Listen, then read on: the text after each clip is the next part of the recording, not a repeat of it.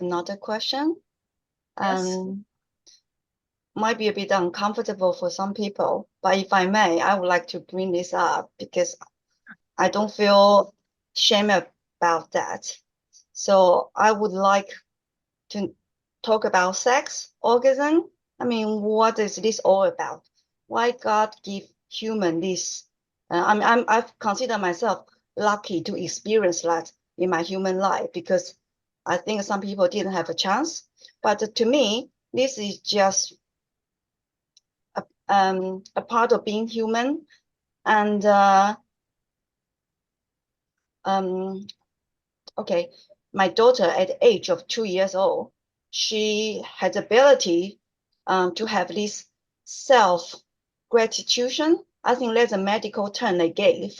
And that is really blow our mind because we couldn't believe a baby couldn't even talk, can already reach this. So I think this is nothing to do with like you need to go through your puberty and have this sexual desire. It's nothing to do with that. It's a very, very original nature ability to achieve.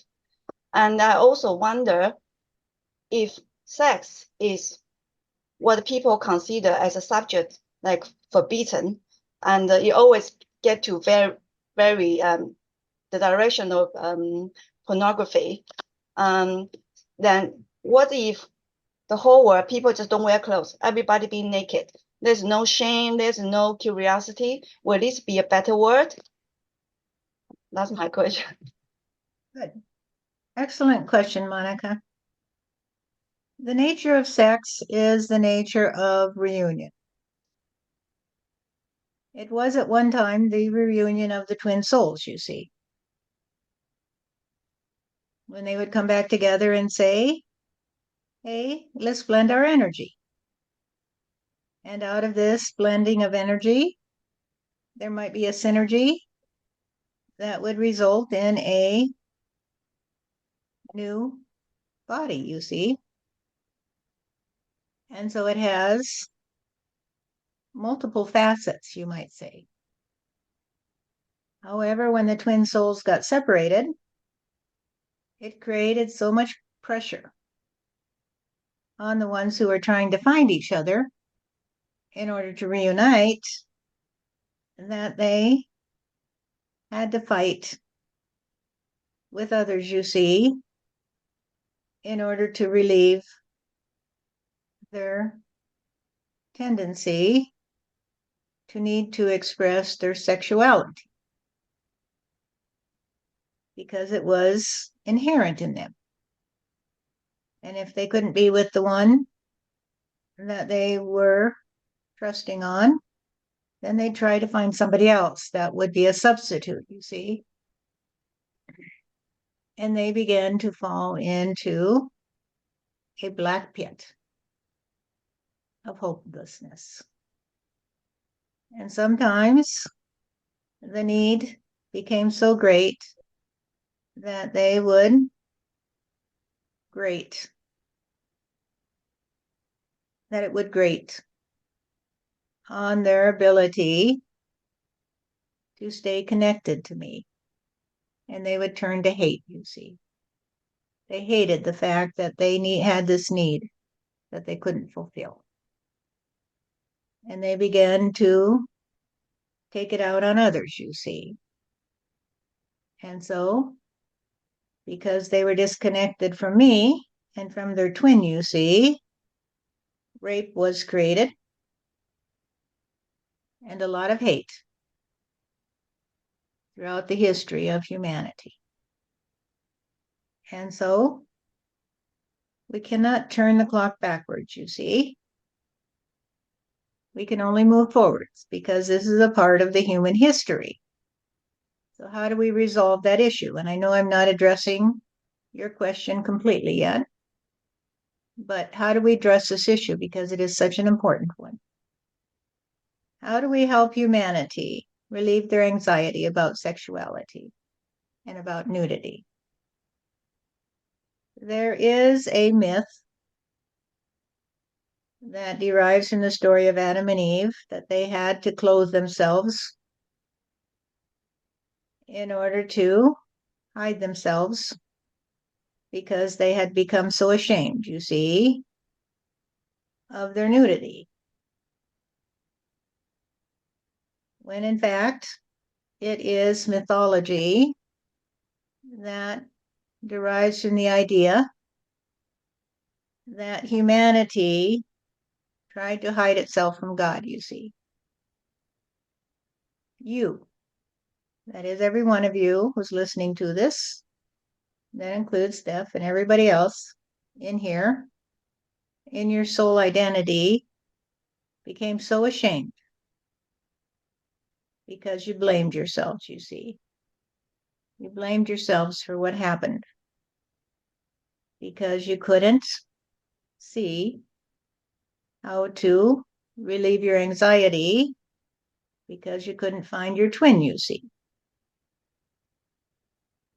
And so you had to hide yourself from God because you'd taken God's gift and you had misused it, you see. And yet you didn't have the opportunity to exercise it in unity the way it was intended. So it's time to get this figured out, people. Time to look for the third option. The third option is not that, I'm sorry. The options are not that you have to abstain from it completely or engage in it without limitation. It is to find the third option, you see. So what would the third option be?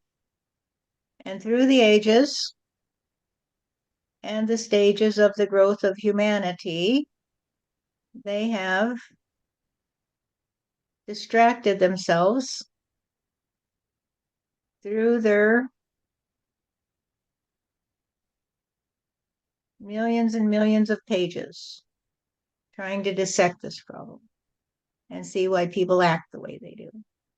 Just burn all those pages, please, and say, this is what happened that day when they said, we have to do something because we're all going to die away if we don't find a way. So we have to find a third option, you see, because the Elohim had their own society and the others had theirs.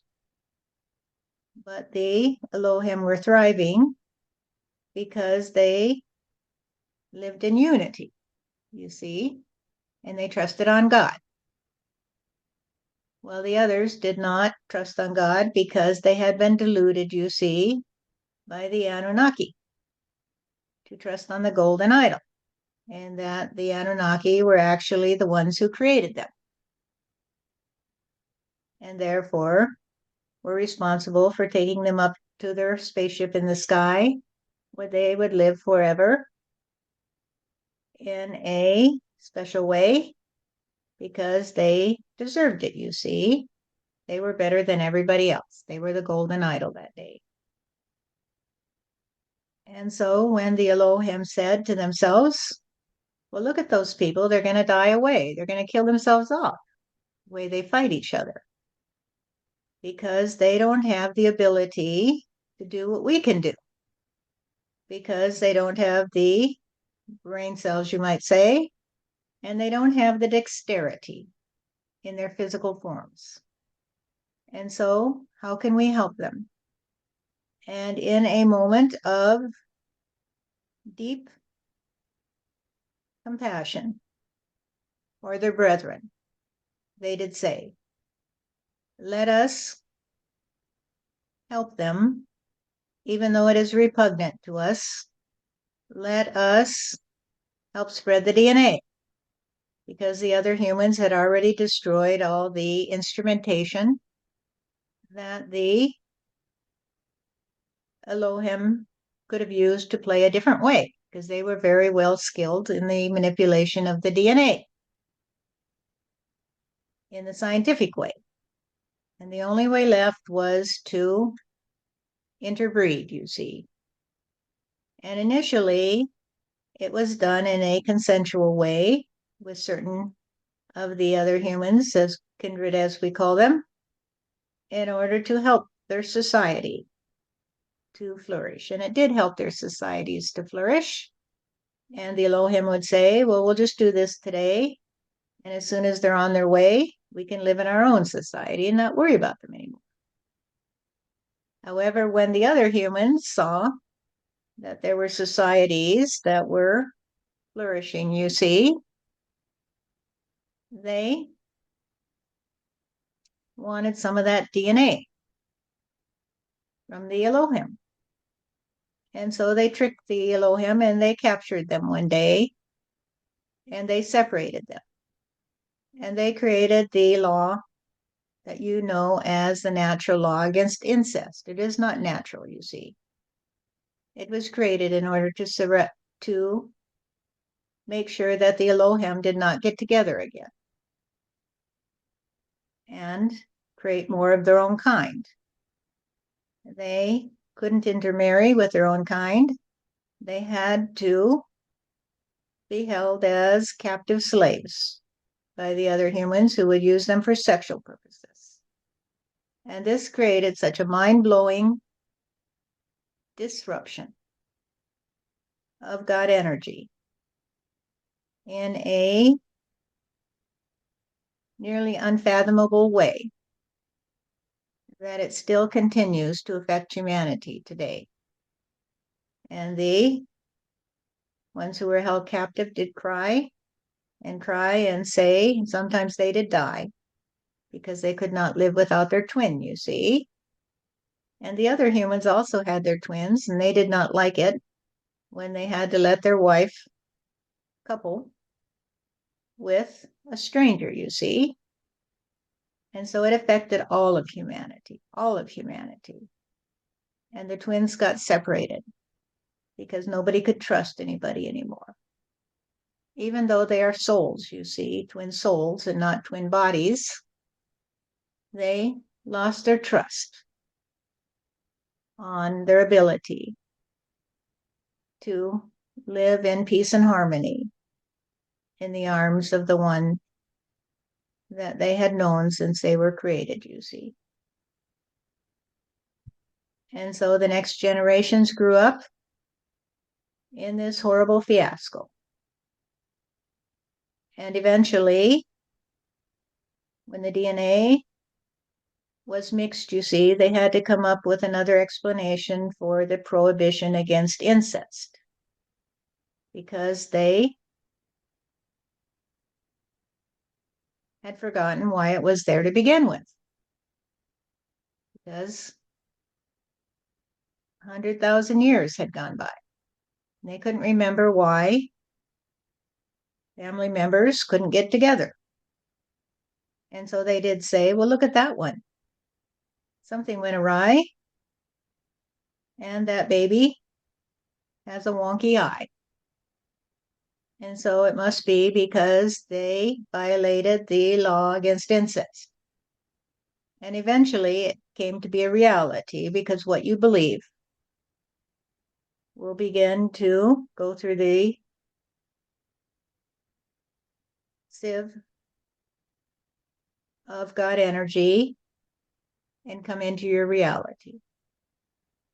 So that today, many people have to stay in a sad way because the twin souls could be born into the same family and want to be together, you see, because they love each other. Fundamentally, they love each other in a way that will continue to play deep in their souls, you see. And they cannot help it, you might say, because they were made that way. And yet they are restricted by the laws against incest. And their guilt is so great that they continue to produce children who will suffer the same fate, you see. They have to be born in guilt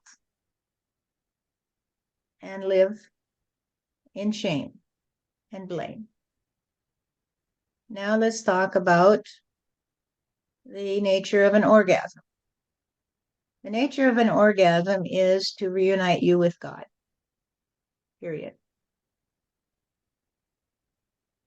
And so in the coupling of the man and woman, you see, there are three.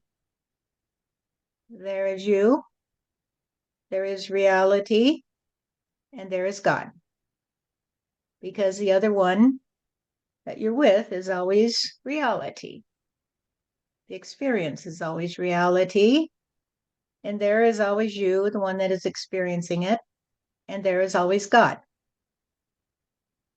And so the nature of the orgasm can vary, because if you don't trust on reality, you don't trust on yourself, and you don't trust on God, it will just be a physical release.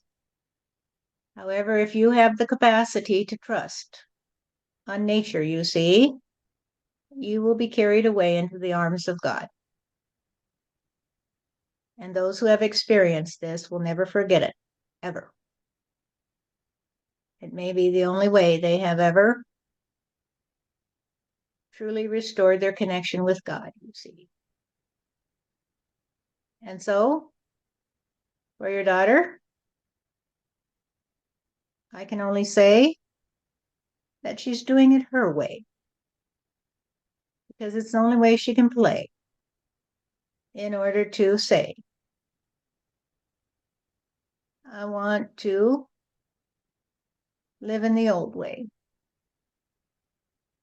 when this was the way that God created us naturally to be his children, you see, and to be able to escape from the mendacity of those who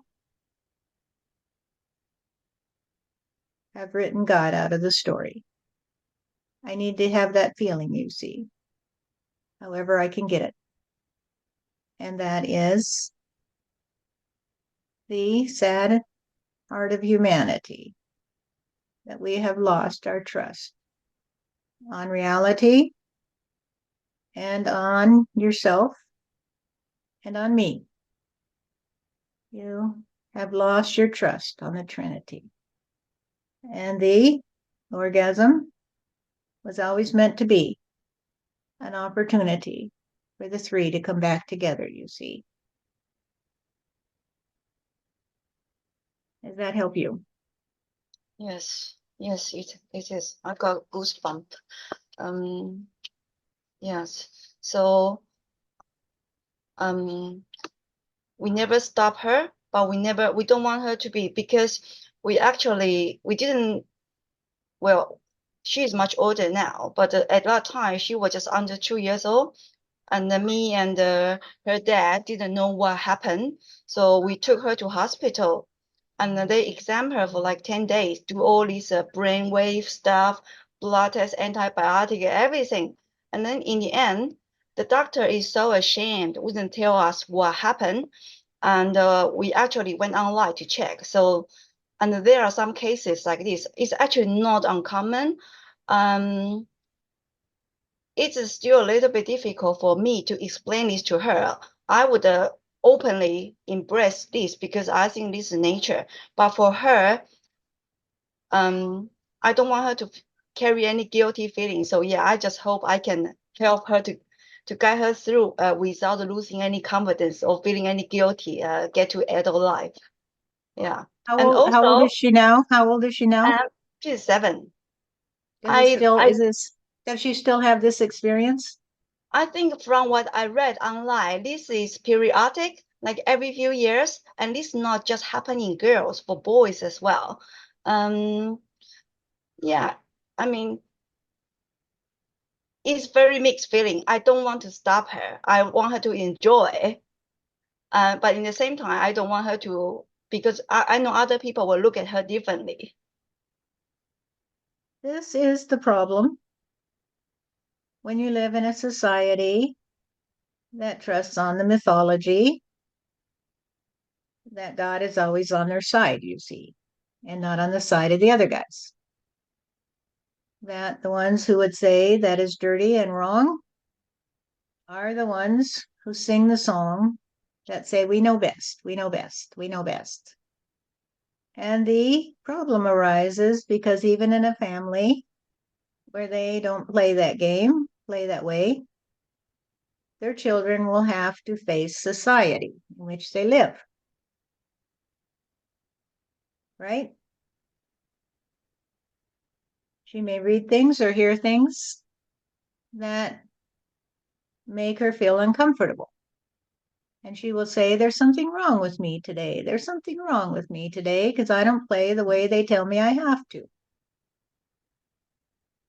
And this will create a lot of guilt and shame and blame inside her until she comes to see that the only reality is reality. Everything else is an illusion, you see. And so the fact that others trust on the mirage they see doesn't mean that you have to. And so this is the problem that Stephanie had, not in the same context, but in another context, where her children felt free and happy when they were little, but when they went to school, they got schooled in the version of reality that others held, you see, because they told them they couldn't do the things they wanted to. A good example was Steph's oldest boy, who was very brilliant, you see, but he had some problems that came to him because of a variety of factors which we won't get into. When he was in second grade, he told his teacher that he didn't want to live anymore. And he didn't want to tell his mother because he didn't want to bother her, because he was happy at home. He didn't want to tell her how miserable he was at school. She had a job and two smaller children, was very busy, and he was very responsible, you see. And the teacher told the mother, and the mother talked with the teacher and the principal, and they decided to test him. And they found out that his IQ was very high, but she was treating him like a moron, you see, because he couldn't read like the other kids. And he was miserable sitting in his chair, having to be relegated there as if he was a fool who didn't understand what was going on, you see. And in that school, once the teacher understood, she was very humble, you see. And she said, well, I'm a new teacher, I'm just learning. And she set up these stations in the classroom and she let him walk around to the different classrooms while the other kids were sitting in their chairs. And he was happy because he got to build things and do things and put together things with his hands because he had great spatial intelligence, you see. And the reason he couldn't read was because something happened to him when he was 2, because he was already reading at age 2. And something happened and a glitch happened. And all of a sudden he saw everything backwards, you see. And the school was not smart enough to catch it, you see, what the problem was. He eventually did learn to read. However, it was always evident in his writing that some pieces weren't coming together in the way they did for others, you see. So he was happy in that school until she took him out of that school because she had to move because she got a good job offer. And she went to the school where they would be and she said, this is what they're doing in the other school. Will you do the same thing? And they said, of course we will. We can do the same thing that they did. So she moved her family to take this job, you see.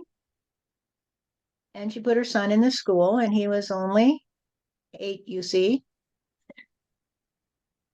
And they wouldn't let him get out of his desk. They kept him bound there in misery. And they never ever gave him a test to see if he might have dyslexia.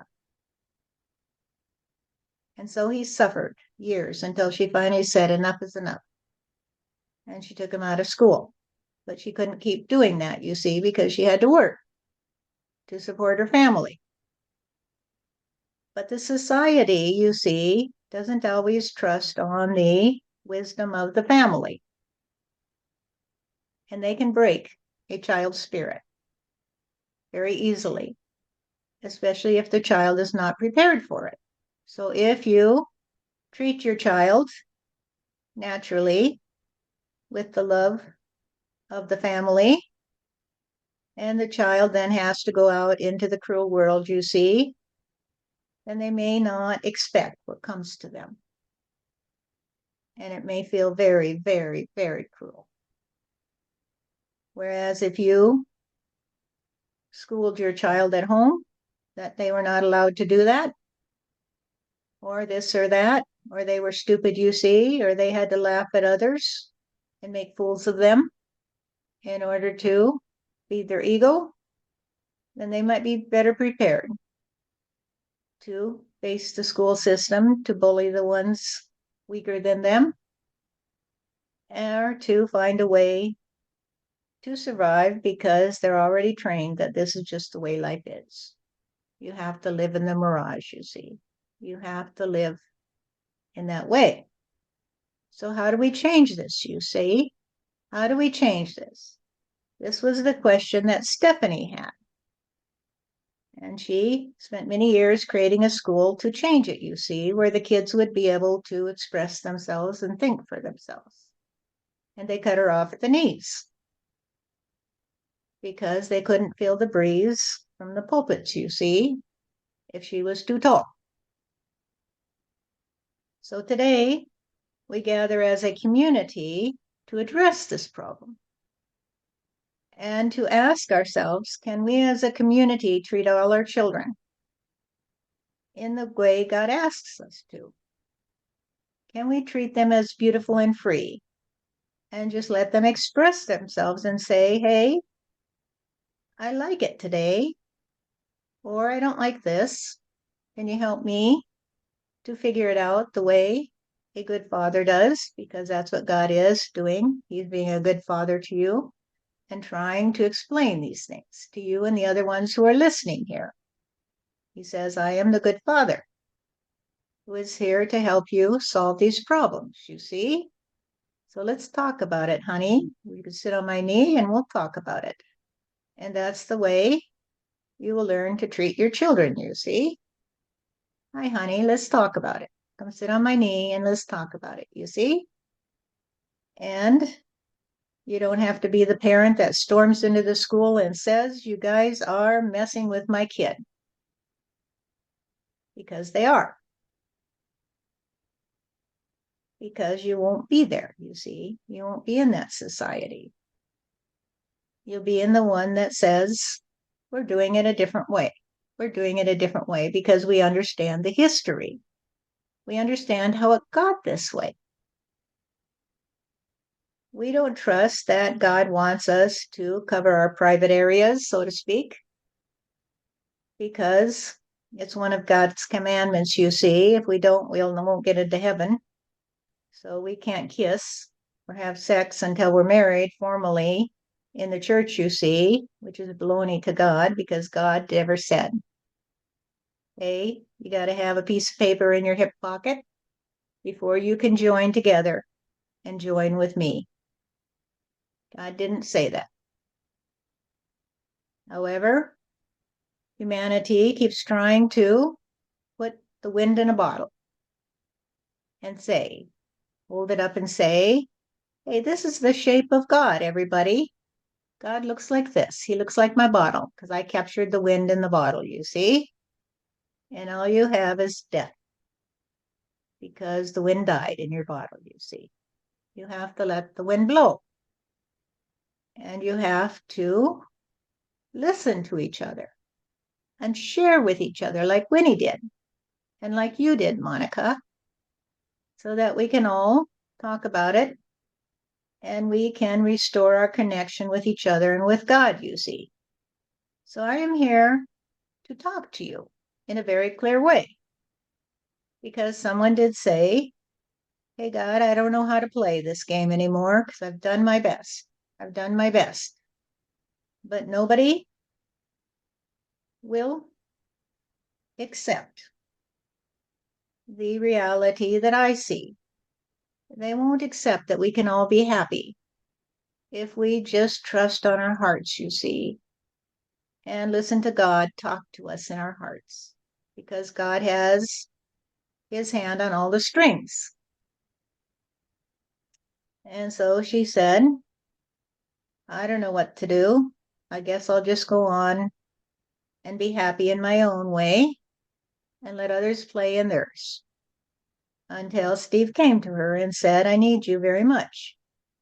And she said, why? And he said, because if I don't have you, I cry. And that is the story of the twin souls, you see, that they get separated. And sometimes it's going to take more work until they can come back together, you see, because they each have a history that has taken them far from me. And so Steve's history took him far from me, and he can't quite trust on me yet. He only trusts on Stephanie, and Stephanie can't hold him up, you see. He has to stand on his own 2 feet. And so she has to let him be in my arms, you see. But he has to stop squirming and trying to get away. He has to understand that we have to play nice together. And he can't tell me how to do it because he can't control me. He can't put me in a bottle, you see, and say, I've got God in this bottle and this is what he looks like, and everybody should bow down to this bottle, you see, because I'm the one that knows. I'm the one that holds the bottle. And this is a long story. I'm just telling you a part of it because I want you to see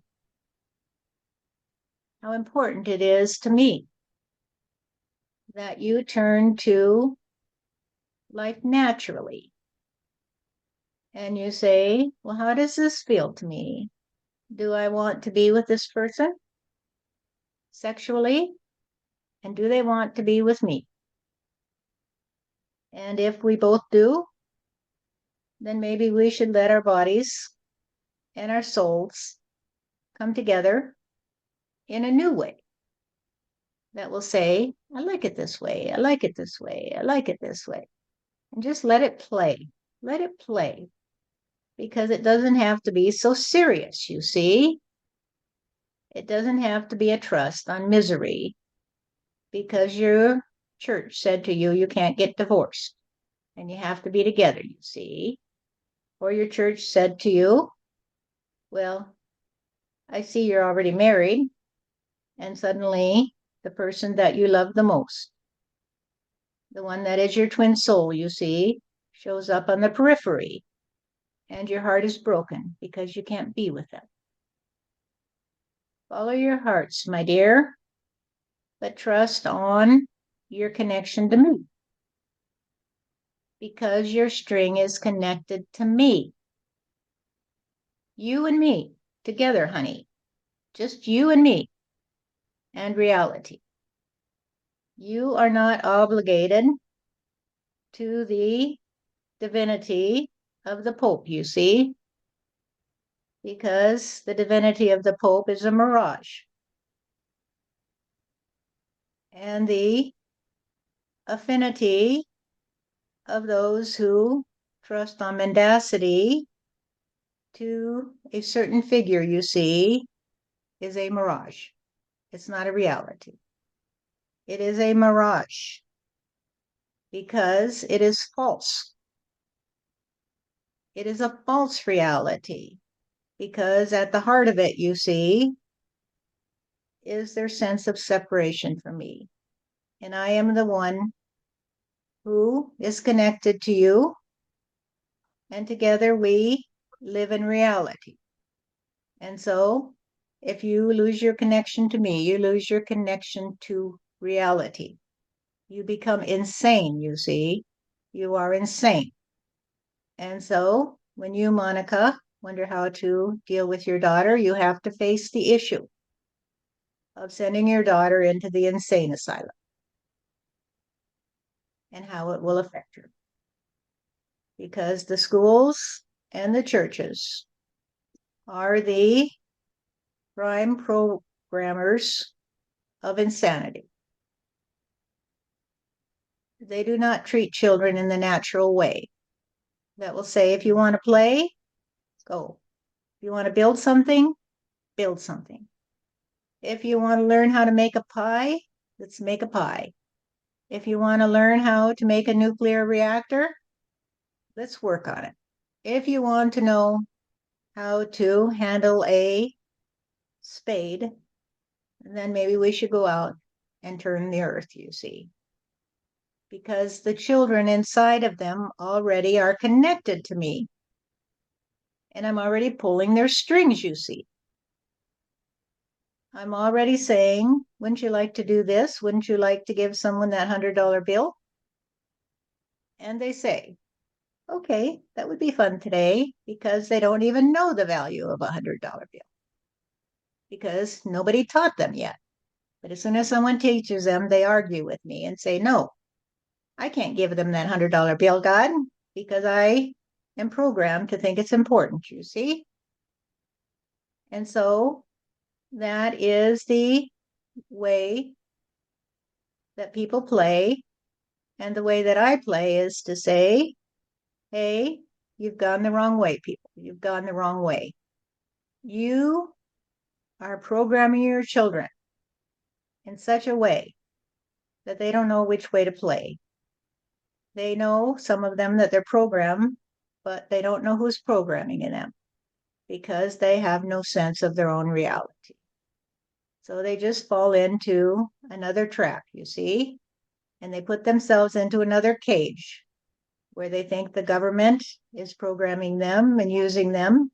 So now they're going to escape that cage by creating another one, you see, because they don't know what's wrong. They don't know what's wrong. And the schools and the churches don't know what's wrong. And the people in the pews and in the desks don't know what's wrong. They just know it's wrong. But they have to sing the same song. Because if they don't, they'll cut them off at the knees, or hang them, or say, you can't be one of us, you sleaze. And so let's play in a different way. And that is what I'm here to say. Somebody allowed me to talk to you today. Somebody said it's okay, God, because I know you have my strings, you see. I know I'm connected to you, and I know the energy flows both ways. I know you listen to me, and I know you hear me, and I know you talk to me and through me. And can you imagine a God that does not listen to you? Can you imagine a God that does not care about you enough to listen to you?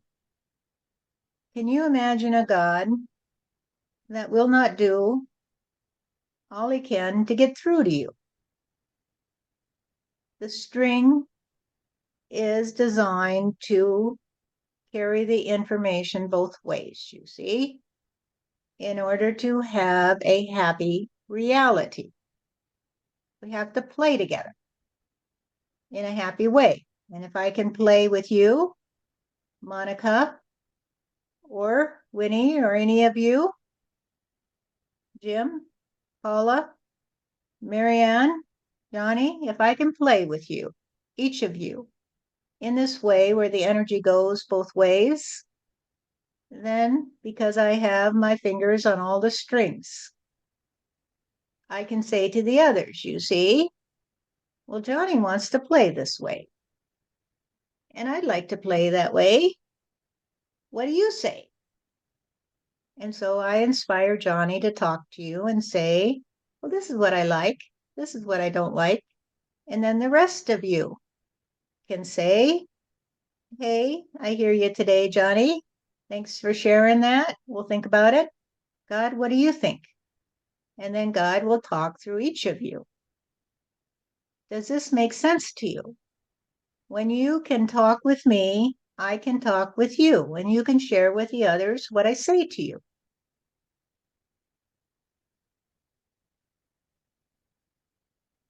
Trust on me. Trust on yourselves. Trust on your reality and not the mirage that will appear before your eyes until you realize that you had turned your back on me and you're just looking at the shadows you see. I will pause here because we've talked a lot about the cause of the insanity on the earth today and how there has to be another way. And that's what we're doing here today, because someone did say there has to be another way, God. There has to be another way. And I did say, well, then let's play that way. And I'll pull the strings on some others you see. I'll send Steve to you your way. And he will say, hey, I love you, true. And you'll say, who are you? And then it'll go play by play until you feel comfortable talking to me and others in heaven, you see, enough to allow me to talk to them too. And you follow this story.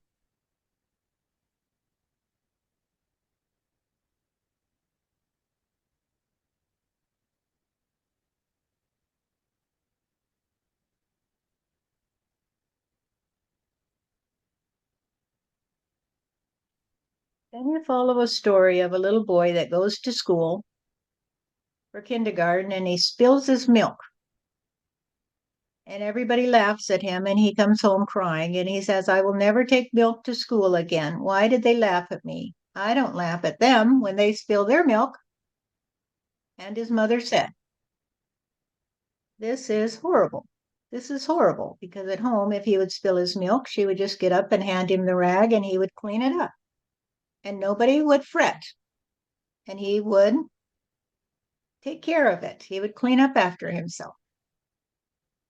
And in school, all of a sudden, it was a big joke. And he was the butt of the joke. And his mother said, there has to be a different way. There has to be a different way. And through the years, she did play in a way that would say, how, God, am I going to figure this out? How am I going to figure this out? This is not to say where it all begins, you see, but it does go to show the importance of the lessons that come to us and the incidences that make us finally say, there has to be another way. There has to be another way. If your little boy comes home to you and says, I had to cry today because they made fun of me just for spilling my milk, and I will never take milk to school again. And he never did. And that is how God speaks to you, because he clunks you over the head in a way that will say, can you understand this today? Can you understand that there has to be another way to play? You have to turn back to me so we can find it together, honey. You have to turn back to me so we can find it together. And together we will be a mighty force, you see? Because we will force others to take a knee to the reality of unity, of peace and harmony. Because this is the only way. There are no golden idols, you see, in the third option. There is no currency that you can collect and keep for yourself. Because if you try to think that you're better than somebody else because you have more energy or more youth or more beauty, you will see the backside of my hand, because I will turn my hand toward the ones who trust on me.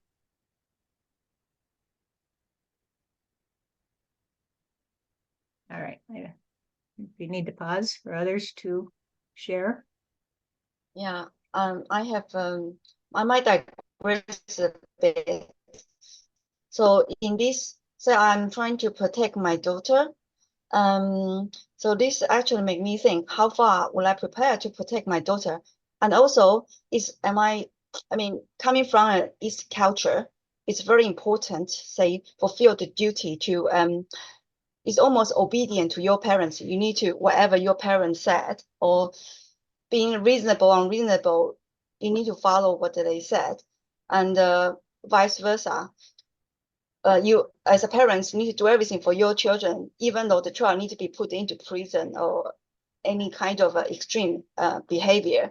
So I'm thinking, so say the mother or the father, are we just a vessel for the child to be born? It doesn't need to be so connected that even they are so bad, we have to pull them out of the, the troubles, or we just leave them alone because they simply couldn't listen to anyone and just leave them to do their own thing. Or we have to go to extreme to just to pull either the parents or our children out. I mean, to what degree should we do? Or should we just leave to God? You raise a lot of questions with a lot of different circumstances. And they could vary. The answer could vary for the different circumstances. So we say in the group, play by play, play by play. And so you say, this is what I don't like today. I have to do this or that. I have to put my child in school today, or my child is throwing a temper tantrum and I can't get my work done today. I don't like it today. And then you listen to what God will say. And you can talk to others in the group. That's okay. But essentially, it all comes back to you and God and reality. And so it has to be play by play. You have to keep the lines of communication open, you see, between you and me and the members of your group, you see. And when the lines of communication close and the pipes get clogged, then your ideas are backlogged and I can't reach them, you see. I can't help you to solve the problem because you're so clogged up that you can't receive any information I try to send down the pipes, you see. So that's all I can tell you, Monica, is it's day by day, play by play. And no child can be bad in sense of good and bad, big scale in the sky. They can either be sane or insane. Either they understand that they are a trinity with me and reality, or they don't. It's as simple as that. As simple as that. I live inside of you. I live in your heart, you see. I live in your body, just the way you do. When you accept me, but when you reject me, when you turn me away, I have to squeeze down into a very, very, very small space because your pipes are so clogged. You can't even hear me, you see. But when communication is reestablished, then we are free of the old anxiety because you just come to me and say, Dad, I have a problem today. Can you help me? And I say, of course, honey, sit on my knee and let's talk about it today. And you say, I have a problem with so and so because so and so told me I have to do it this way. And I'll say what I say, and you can choose to follow my advice or not. You can listen to me, you can work with me, or you can turn your back on me and say, I'm not going to do that, God. I'm not going to do that. I'm not going to give that $100 to that stupid homeless person. Not that you said that, Winnie, but it is the idea that you just turn your back on me. But you can always turn back, you see. The moment you turn back, you turn back. The moment you say, hey, God, I'm here today, and I know I didn't listen the other day, but that's okay because I know you love me and I love you. And all you care about is that I turn to you and unclog the pipes so that we can be free of any old energy. You see? Just trust on me that we'll get through this together. And together we will refeather the nest in a way that will allow the children to say, I'm happy today, I'm happy today. Or, Mom, I have a problem today. And you'll say, okay, what's the problem, dear? And you say, I have to go away. Child says, I have to go away because I can't play this way anymore. I want to go away and play with my own friends, you see. And perhaps they want to play in the old way where they bang each other over the head, get thrown in prison or whatever. People call them good or bad. And then you have to say, okay, play in your own way, dear. Because if you don't allow them to play in their way, you can't play the freedom to play in yours. If you tangle your strings up with theirs so that I can't get through to either one of you because the strings are so tangled, you see, that I don't know whose strings I'm pulling on, then you're both lost to me.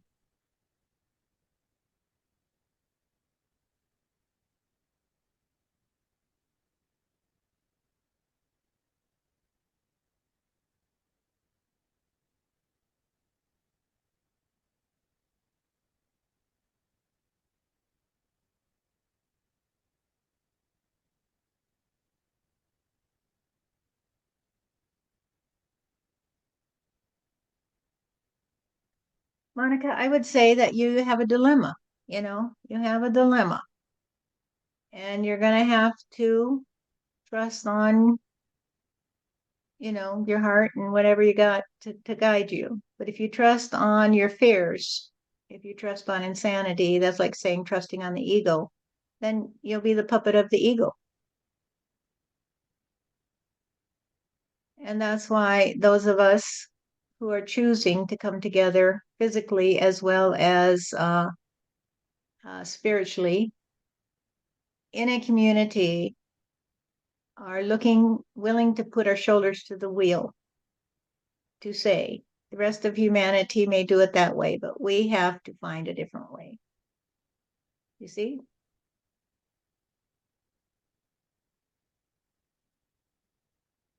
What do the rest of you think? Have any thoughts about her dilemma or the nature of what we're doing here?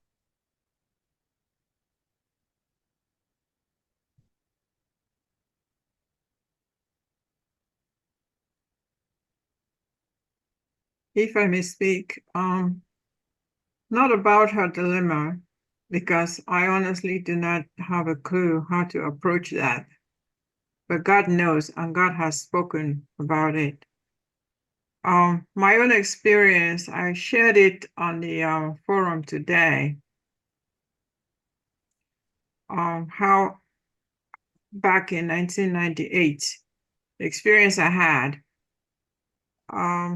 I had read the book that I shared on the forum, Conversations with God. And the book said something about the best way to speak with God is through gratitude. So immediately I wanted to speak with God. So I decided I was going to go out and appreciate everybody that I know. Immediately when I started appreciating with the first person, I felt the energy just went up. It felt more sensual. So when you were talking about the sexual energy being the God energy, I thought it just made sense to me because that's how I felt. When I retell the story, I just didn't know how to explain to people except to tell them it felt like sexual energy. And so now I understand it was really what it was. It is what it was. But God spoke to me in words in my head. I don't know if I can retell the story here because it might be too long. So everybody that I brought to mind to appreciate, the energy went up. Even people that I didn't know that I even liked. Because I knew them, I brought them to mind to appreciate, the energy went up.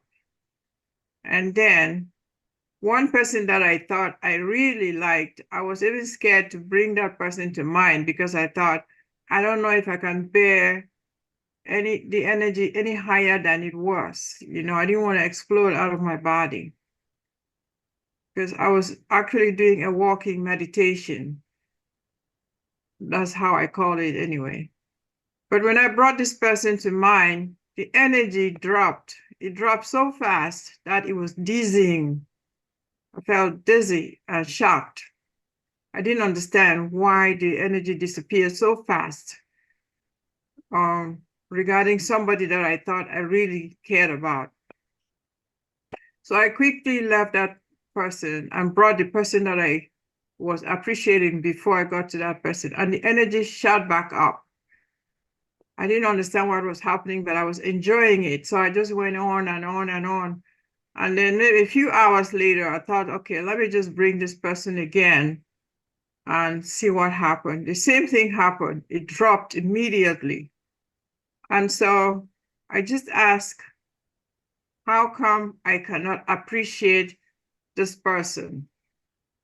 That was when I heard the male voice in my head saying, he's with another woman as we speak. All right, now I was confused. I thought, this cannot be. I started questioning the voice. I actually belittled myself, feeling that I was so insecure. I thought it was my thought, that I was so insecure to think about him that way. I was really questioning it. And of course, there was silence. Silence, it just felt so still in my head, almost like the person that spoke was just standing by and observing my reaction. It was so quiet. And of course, I didn't think it was true until I found out it was true. And I was shocked. I thought, okay, the phrase was, he's with another woman as we speak. This person was about 2 hours drive away from where I was. Who is this person that can see this friend of mine and can see me, because he was like, as we speak. I didn't know I was speaking with anybody. So that was when my search began. I'm like, there's someone who can see everything and can answer us immediately. It's funny because the book that I read said Conversations with God, but at that time I didn't even think about having a conversation with God. So I completely ignored that. But the experience, even though I argued with the voice, the experience was so great that I felt like I was, lack of a better way to describe it, was in oneness, where I didn't see good, the duality disappeared. All I could see was, this is the reality. You know, I used to get upset when the sink is full of dirty dishes, but that didn't bother me. It was just like, okay, this is just a sink with dirty dishes. If you want to clean it, go ahead. If you don't, leave it alone. It just didn't bother me at all. And that went on I was so like excited about that. I thought, oh my goodness, I'm just going to remain in this state.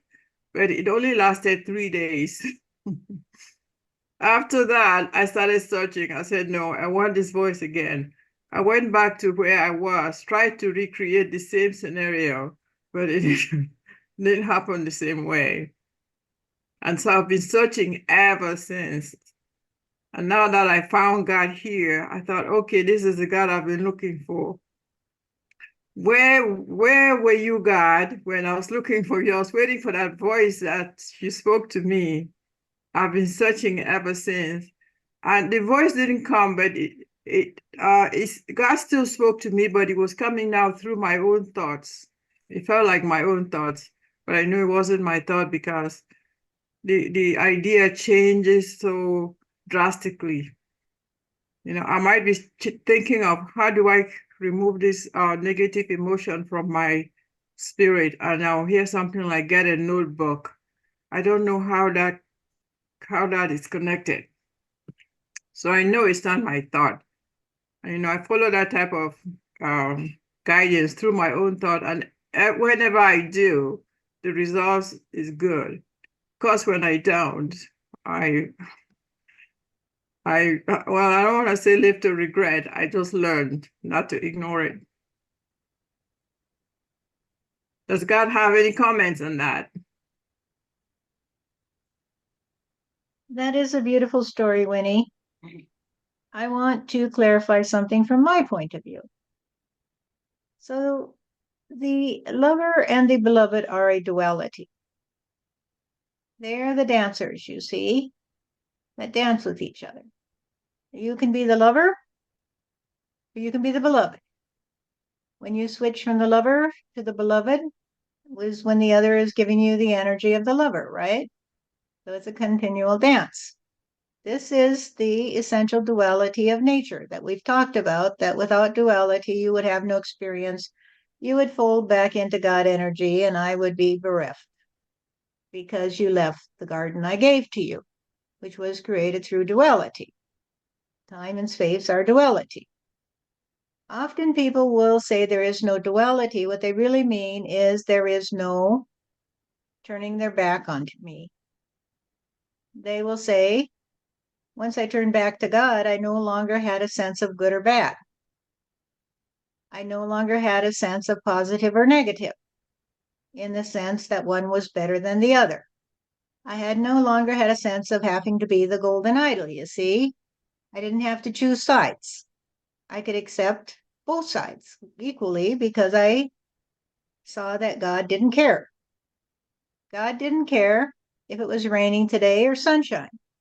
God didn't care if somebody killed another person or hugged them, because it's just reality. It's just reality. It is not good or bad. So that God will say, you go to heaven and you go to hell. This mystery of the duality has confused a lot of people because they create their own facsimile of duality with this idea of good and bad, heaven and hell. That you have to dwell in one place and you have to resist the other, you see, when they don't even exist. The idea that you can judge another human being or any part of God's creation and say, well, this is good and that's bad, is the mirage. That is the mirage. And so the trust on duality is the trust on life, you see. It's on trust on experience. You could not have an experience without duality. You could not have an experience without looking up in the corner of your room and saying, well, I know the corner's there because of the duality of light and dark, you see? Because I know they're all the same color. I painted them with the same paint in the same bucket. But I still know a corner is there.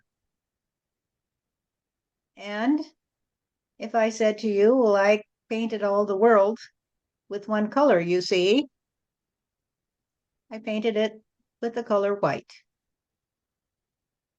And now you can't see anything because there's no contrast, you see? Then you would say, well, I can no longer be then, God, goodbye. And everything would fade away. So the duality is the trust on light and dark, you might say, on space and time, on you and another, on your ears and your mouth, on your two hands, on up and down. One cannot exist unless there is another.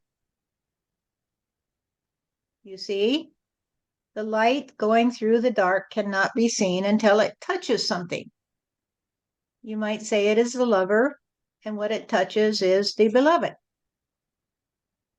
And they dance, you see. And the light inside of you is the light that needs to touch another, you see, in order for you to exist. Not just another human being, although that is necessary, but another in the sense that you need to sit in your chair, and so you're touching another. Your body is one part of the duality, and your chair is another in that instance. So duality cannot disappear unless you disappear forever. Duality exists. However, good and evil, heaven and hell is a mirage. It is a mirage, people. It is a mirage. You cannot look at another person and say you're bad, you need to go to prison, because then you've turned your back on God. Because God, if God is not pulling the strings on that person, then how can you trust that he's pulling yours? You have to receive what you give. This is the nature of duality. This is the nature of the lover and beloved. You will always receive what you give. You will always receive what you give. The complexity of it is the beauty of this plan, you see. It is the miracle of the creative energy of God. The complexity that you can look in front of you and see so many dualities, so many things contrasting, you see, is the trust on the beauty that I gave to you in the garden. It is the trust on the tree and the flower, on the spring and the fall. It is the trust on the dirt and the sky. It is the trust on it all. Am I getting through to you?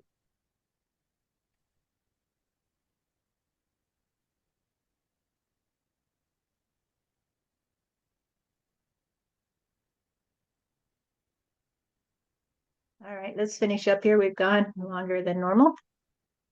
Even though I tried to, I was thinking that I was going to try and keep it down to an hour. We're already at an hour and 45 minutes, although we spent a few minutes talking, so I know it's long. Thank you for sitting here and listening to me. This is God, and nothing you ever do could be more important than this communication between me and you. Because even though you may not open your mouth, I know you. I know you because I made you. And I have not dropped you into the black pit. I have not swamped you. I have only said, listen to me and I'll listen to you, because we're going to go away now. But I'm going to listen to you when you turn to me and say, God, I like this today, but I don't like that, or I have that problem. God, can I help you to help me to solve this problem? You see? God, I appreciate you and everything you give to me and everything you do. And just so you know what I'd like to do and where I'd like to go, let me tell you. I really need you to help me, God, to help you understand me. I really need you to open my heart so that I can communicate with you and hear you communicate with me. I really need to be in your arms, God. And I really need to know that you are really there and that you really care and that you are helping me to prepare step by step, play by play for the coming day. Thank you to all of you for being here. And God bless you. Thank you, God. Thank you. Thank you, Steph. Thank you, everyone. Thank All you. right, we'll end on that.